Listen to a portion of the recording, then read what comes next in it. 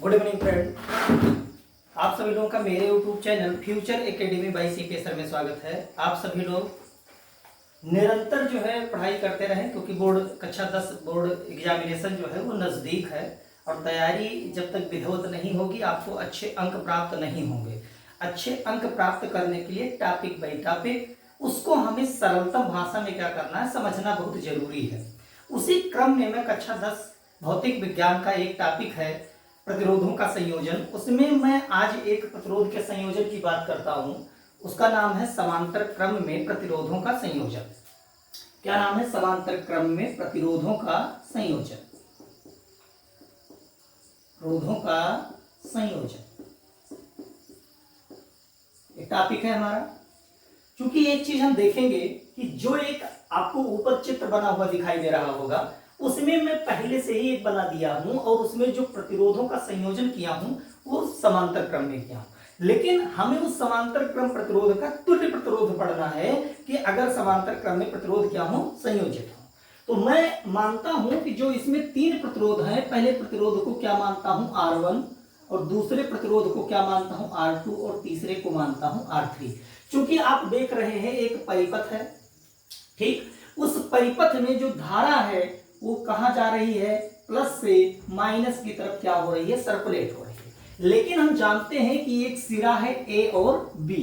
उन सिरे में अगर हम बात करें तो आपको दिखाई दे रहा होगा कि सिरा ए पर पहुंचने के बाद में धारा क्या होती है, तीन भागों में विभाजित हो जाती है। जो विभव है या विभवांतर है वो समान है, लेकिन धारा क्या हो जाती है, तीन भागों में विभाजित हो जाती है। जैसे मैं मान रहा हूं कि इसका प्रतिरोध R1 है, तो इसके लिए धारा क्या होगी, I1, और इसके लिए धारा क्या होगी, I2, और इसके लिए धारा क्या हो जाएगी, I3। पहली बात ध्यान रखना है, देखिए यहाँ पर विभव मतलब यह विभवांतर क्या होगा, विभाजित नहीं होगा, क्योंकि यहाँ पर धारा पहुंचने के बाद में भी तीन भागों में क्या हो रही है, विभाजित हो रही है, और उसका प्रतिरोध R1, R2, R3 है, तो उसकी धारा क्या होगी, I1, I2 और I3 होगी। हम लोगों ने शुरुआत में एक चीज पढ़ी है ओम के नियमानुसार। ओम का नियम क्या कहता है, V बराबर IR। उस अनुसार हम चलते हैं कि इनके लिए विभव क्या होगा, और इनके लिए विभव क्या होगा, और इनके लिए विभव क्या होगा। तीनों के लिए प्रतिरोधों के लिए पहले विभव की बात करेंगे। तो ओम के नियम के अनुसार अगर देखा जाए, नियम के अनुसार अगर हम बात करते हैं तो हम जानते हैं कि ओम का नियम है क्या, V बराबर IR है। लेकिन हम R1 प्रतिरोध, R2 और R3 के लिए क्या करेंगे, जब विभव की बात करेंगे तो क्या होगा, पहला समीकरण V बराबर I1 R1, V2 बराबर होगा तो V बराबर फिर होगा I2, दूसरे के लिए I2 R2, और B बराबर धारा I3 के लिए होगा I3 R3। ये हमारा क्या है, प्रतिरोध और धारा के संयोजन की बात की जा रही है। क्योंकि हम लोग इनको समीकरण क्या मान सकते हैं, एक, इनको समीकरण क्या मान सकते हैं, दो, इनको समीकरण क्या मान सकते हैं, तीन। अगर हम कहें कि इनका अगर जो धारा है तुल्य धारा क्या होगी और इनका प्रतिरोध क्या होगा, तो हम लिख सकते हैं इन्हीं को किस रूप में, I1 बराबर B अपान क्या हो जाएगा, R1। इसको ऐसे लिखा जा सकता है कि नहीं लिखा जा सकता, धारा के बराबर। तो हम फिर दूसरी बात करते हैं कि यही क्या होगा, I2 बराबर V अपान R2, और तीसरे के लिए जो होगा वो क्या होगा, I3 बराबर V अपान R3। ये हमें प्राप्त हो गया धारा। I1 धारा क्या है, I1 धारा बराबर है V अपान R1, I2 धारा बराबर है V अपान R2, और I3 धारा बराबर है B अपान R3।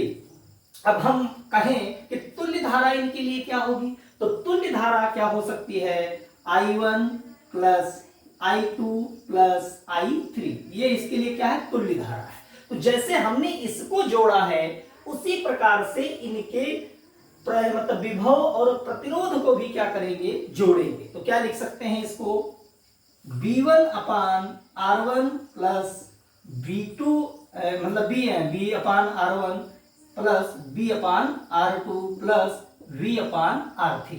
क्या इनको नहीं लिखा जा सकता इस प्रकार से जोड़ करके, ठीक है।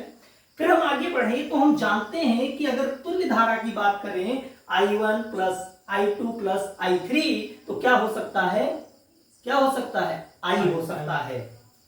तो I बराबर क्या होगा, इसको लिख सकते हैं V अपान R1 प्लस V अपान R2 प्लस V अपान R3।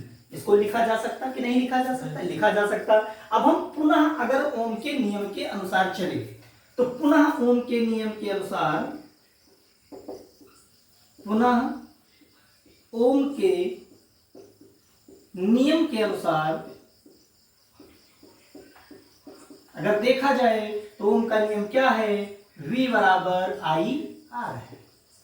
V बराबर क्या है, I R है। और इसी को अगर हम लिखें I बराबर तो क्या लिख सकते हैं, V अपान R लिख सकते हैं। ठीक, अब चूंकि हम यहां पर देखेंगे कि इसका मान, धारा का मान जो है, हमें समीकरण मान लेते हैं इसको 2 और इसको समीकरण मान लेते हैं 2 नहीं, इसको मान लेते हैं 4। ये समीकरण 3 है, इसको मान लिए 4, तो इसको समीकरण क्या मानेंगे 5। हम समीकरण 5 में धारा I का मान क्या कर सकते हैं, रख सकते हैं। तो लिखेंगे समीकरण 5 में धारा I का मान रखने पर, मान रखने पर अगर हम रखेंगे तो क्या होगा भाई, चूंकि I बराबर क्या है, V अपान R है, तो लिख सकते हैं यहां पर V अपान R। और चूंकि यहां पर अगर हम इसकी बात करें तो एक चीज और लिख सकते हैं, V अपान R1 प्लस V अपान R2 प्लस V अपान R3। ठीक, इतनी बातें हो सकती हैं। अब चूंकि हम देख रहे हैं कि यहां पर B तीनों में क्या है, कॉमन है भाई। यहां पर भी B अपान R1 है, यहां भी B अपान R2 है, यहां भी B अपान R3 है, तो तीनों में B कॉमन है, तो B को हम क्या ले सकते हैं, कॉमन ले सकते हैं।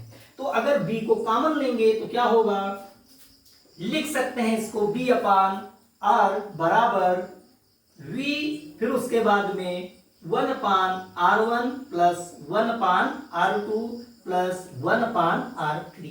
अब चूंकि देखिएगा कि इधर के पक्ष और इधर के पक्ष को देखते हैं कि तो दोनों में हमें B और B क्या नजर आता है, कॉमन, इसीलिए V और B क्या हो जाएगा, कैंसिल। तो हमें मिलेगा क्या, 1 अपान R बराबर 1 अपान R2 प्लस 1 अपान नहीं 1 अपान R1 प्लस 1 अपान R2 प्लस 1 अपान R3। इसी का जो है प्रतिरोधों का संयोजन है, किस क्रम में, समांतर क्रम में। समांतर क्रम में प्रतिरोधों का क्या है, संयोजन है। इस सूत्र को डिराइव करने के बाद में इसमें महत्वपूर्ण बात यह है कि सवाल इसका कैसे लगाया जाता है। तो हम तो ये सूत्र डिराइव कर चुके हैं और इस सूत्र के अनुसार हम कई प्रश्नों का क्या करते हैं, सलूशन ढूंढते हैं, हल ढूंढते हैं। तो साथ में इस वीडियो को हम देखेंगे, आप लोग मतलब देखेंगे भी और शेयर भी करेंगे और कमेंट भी करिएगा कि कैसा लगा और ये वीडियो किसके बारे में है, समांतर क्रम में प्रतिरोधों का संयोजन। मैं पुनः एक बार फिर से रिपीट कर देता हूं 1 मिनट में। मैंने एक परिपथ बनाया, उस परिपथ में हमने जो है क्या कहते हैं, प्रतिरोधों का जो संयोजन किया है वो समांतर क्रम में किया है और उसके लिए प्रतिरोध R1, R2 और R3 लिए हैं। जबकि उसी परिपथ में बहने वाली धारा भी 3 भागों में विभाजित हो जाती है, जो धारा क्या है, I1, I2 और I3। लेकिन ओम के नियम के अनुसार हम क्या पढ़े हैं, B बराबर होता है IR। तो अगर B बराबर IR के अनुसार हम चले तो I बराबर होगा B अपान R। तो सबसे पहले हम प्रतिरोध R1 के लिए बात करते हैं, तो R1 के लिए धारा I1 बराबर क्या होगा, B अपान R1। और प्रतिरोध I2 के लिए अगर बात करें तो उसके लिए धारा क्या होगी, I2 बराबर B अपान R2। और R3 के लिए प्रतिरोध के लिए धारा क्या होगी, I3 बराबर B अपान R3।